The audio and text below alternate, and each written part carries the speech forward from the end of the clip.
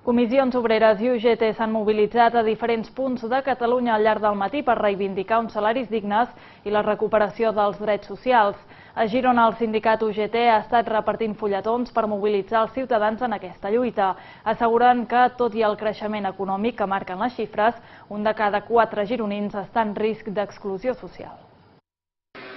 Els sindicats UGT i Comissions Obreres de Catalunya continuen amb les mobilitzacions contra el bloqueig de la negociació col·lectiva i la precarietat laboral. A Girona, el sindicat UGT ha sortit al carrer per fer una crida als ciutadans perquè es mobilitzin a favor dels salaris dignes i la recuperació dels drets socials. I és que, segons el sindicat, un 25% dels gironins es troben en risc d'exclusió social.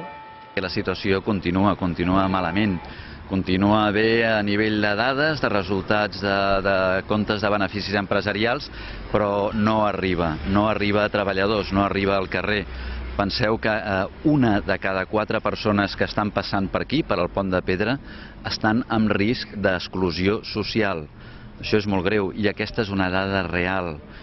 Gent jove, gent gran, de totes les edats, de totes les condicions, aquesta és la realitat que avui estem visquent aquí. Casas ha assegurat que seran tossuts amb les mobilitzacions i que no pararan de lluitar en contra de la reforma laboral. Farem mobilitzacions concretes a llocs molt concrets, farem un autèntic escratxe, fent que sentin vergonya si és que encara la tenen alguns falsos empresaris que només es dediquen a explotar treballadors aquí a comarques gironines, a diferents àmbits, sector alimentari, sector de transports, administracions. Una situació que és molt present en el sector alimentari de les comarques gironines. Ens està donant unes xifres molt bones de producció, de guanys, etc., però que no ho tradueix en increments salarials o en millores de condicions de treball.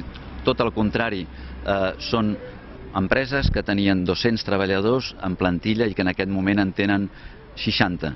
La resta els han fet falsos autònoms. Els hi han dit, vostès si volen continuar han de sortir de l'estructura de l'empresa i ja els trucarem.